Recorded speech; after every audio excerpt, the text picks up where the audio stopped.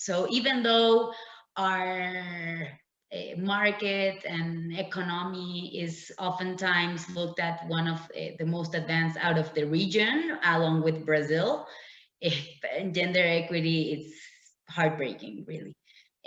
And just so you get a glimpse of what it's like here, because here's where I can speak most about, is it's been said that we've gone back 10 years of advancement in gender equity in the workspace. So just from the pandemic. And I think that has a lot of different factors that have caused this. But for instance, one of it is when schools are closed, the women are in the stereotypical role model here. The women are looking for the family. The men are not. The society is not blaming them if their child is crying and no one is doing anything, or it's not getting proper care. But yes, they will look at the woman and say, oh, you're a bad mother, or you're a bad housewife, and there's a lot of stigma around it still, and it has to do with those stereotypical role of gender. And now schools are closed because of the pandemic. So add that little, spice there, and what do you have? Even if if you were a working mom, and all the society will blame you if your child is not getting any care, and you don't have that responsibility. I mean, you do have that responsibility, but you don't share it with your partner. uh, then who has to give up the job to take care of the family? Or not even children, but also elder people. The majority of the care for elder people is coming from women as well. So you can't have, again, because of the pandemic, maybe your income was reduced, or maybe you do have the income to pay for a nurse to help you, but now you're afraid that if you let someone in, may spread COVID. You don't know how they're taking care, or you can assume that but so where does that responsibility uh, redistribute?